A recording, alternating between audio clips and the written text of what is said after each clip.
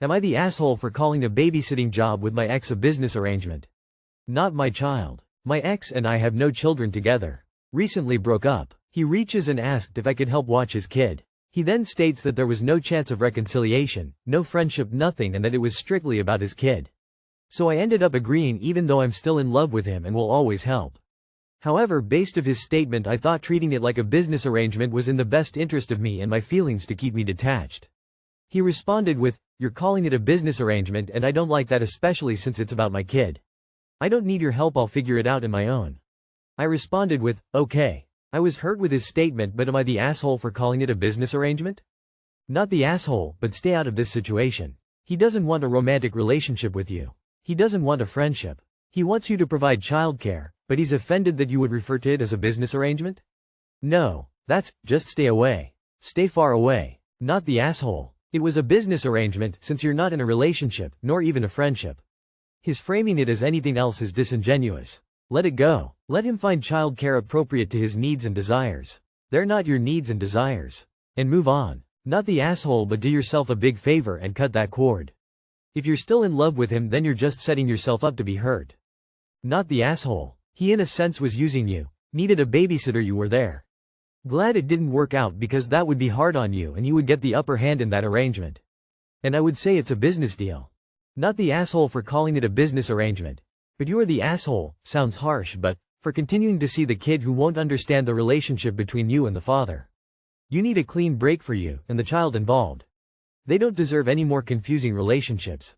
If there's no friendship or relationship between you, what else would it be besides a business arrangement? Was he expecting you to babysit for free? That's the only reason, that I can think of, he wouldn't want this to be about business. Maybe he knows you're still in love with him and was hoping to take advantage. Maybe he saw how much you helped with his child when you were together and thought you would do maternal labor for free. IDK. But he's clearly very sensitive and comfortable pinning the blame on you. Whatever his deal is, you need to stay far away from it. Not the asshole. Am I the asshole for stopping neighbor from installing fire pit and seating just outside my bedroom window? I live in a duplex. I own the north half and my neighbor owns the south half. I have a deck on the north side and he has a deck on the south side. The front is the west side where we have garages and our front doors. The backyard is the east side, only windows on this side, no doors, and is a lawn. My neighbor wants to remove the lawn on his side and install a fire pit, chairs, lights, etc. However, the location he chose is right up against the property line and 6 feet from my bedroom window. I don't want to hear them entertaining out there all the time. I pointed out that we both have decks on opposite sides for this reason, so we don't disturb each other. Additionally, 3 of my 4 bedroom windows are within whisper distance of this area. The backyard has always been dark and quiet and I see no reason to change this.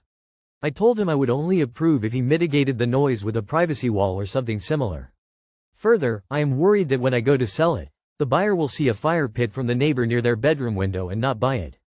I don't have air conditioning, so the windows are all open from April through October. I love how everything is currently set up. We can both entertain and not disturb each other because we are on opposite sides. My neighbor says I am the asshole for not allowing it. Am I the asshole for vetoing his request to add an entertainment patio here? Edit. Couple things to add. I do have veto power due to an HOA consisting of him and I. He wrote up a contract saying that we need to seek each other's approval for pretty much everything and I signed off. Also, 6 feet is to the property line where all his entertainment starts, not to the fire pit center. That's probably like 9 feet. Not the asshole. Check your local codes. Aside from him being an AH, having a fire pit 6 feet from your house is a serious safety issue. You may have impacts to your insurance from that alone. In my county the requirement is 25 feet from any structure, but I'd be shocked for any to allow any closer than 10 feet. You should check and have that info on hand when you veto. Look up city regulations for fire pits. I know my city requires them to be at least 15 feet away from all structures. You're gonna smell that wood and it's gonna sleep into your home and all of your furniture and carpeting and bedding are going to smell like burnt wood. Not to mention it's toxic to breathe it in all the time since you don't have a window unit. I would also think that your insurance policy might be at risk since that seems to be awfully close to your structure. You might want to call your insurance and find out. Not the asshole. His plan would diminish your quality of life as well as the value of your property. You are right to veto it. Not the asshole. Our bedroom window are maybe 10-15 feet from our property line, and our neighbors have their hot tub right up against the fence. Every so often they entertain guests past our bedtime and you can hear their conversations as clear as day. Not the asshole, obviously he would rather inconvenience you than himself. Be polite but firm with your veto, pointing out that you are doing so because of the proximity to your bedroom windows, and that the setup as present clearly separates the entertainment area for a reason. Am I the asshole for using a self-printed cart unlocker? This past weekend, I went grocery shopping at Aldi, US, where you need to insert a quarter to get a shopping cart. Since I kept forgetting quarters, I eventually 3D printed a little keychain-sized unlocker. You insert it, the cart unlocks, and you can remove it again. As I approached the carts, an older man offered me his. I thanked him but told him I didn't have a quarter to give him in return. He looked confused and asked how I planned to get a cart without a coin. So I showed him my unlocker tool and briefly explained how it works. He immediately got angry and accused me of stealing. He called me a con artist and clearly saw what I was doing as morally wrong. I stayed calm and tried to understand where exactly he saw harm being done. Like, who's actually losing out? To be fair, I admit there could be an edge case. After checkout, there's often a cart near the cashier where groceries are loaded into. If that cart has a quarter in it, and I walk off with it, replacing it with my empty one, someone else might end up not getting their quarter back. When I'm done shopping, I never lock my cart back in. I just leave it with a quarter, or without, in it for the next person who might have forgotten one. I don't take anyone else's coin and I don't profit from this. It's not about scamming the system. Back to the man. He was really upset. I tried to talk to him and figure out why this bothered him so deeply, but he didn't want to engage. I told him, I'm really sorry this upset you, and he yelled back, you're not sorry. Here's the thing. In my life, I've had maybe half a dozen interactions like this. They always follow the same pattern, starts off normal, then suddenly turns into a surprisingly intense judgment, and I spend days afterward feeling rattled, trying to figure out what went wrong. This time, I'm trying something different by actually talking about it and asking others for perspective. So, am I the asshole for using the unlocker? Not the asshole. In the UK we have coins like this attached to our keys. It's the size and shape of a pound coin, which is how we get our trolleys. They're sold everywhere. I don't see how he thinks this is a scam. It's just a trolley. Not the asshole. Aldi's here literally sell you a token that you can hang off your keyring so you don't need to have a $1 or $2 coin on hand. I've got one on each of my keyrings and will sometimes swap a trolley if the other person also has a token. My Aldi sells a cart unlocker coin thing. So same basic deal. Hey, so, German here. Aldi is literally German. Everyone here does this all the time. Obviously everyone brings the carts back every time too. It's just for convenience, often you don't have the right coin, so having a little helferline is always super helpful. Not the asshole. Not the asshole. Nah. It's pretty normal in the Netherlands to use non-currency coins for shopping carts. The 3 stores in my town have stopped altogether with the coin thing and you can just grab a cart, but before that, even the stores themselves handed out plastic or metal discs you could use instead of a coin. Sounds more like a grumpy old man who can't handle chance in his routine. Not the asshole. You didn't steal anything. The purpose of the quarter is not so they can make money off cart use. It's to encourage people to return the carts. You're returning the carts. All is well. Other than some random person going off on you because of who knows what. Am I the asshole for telling my friend that their life advice is useless because they've never struggled?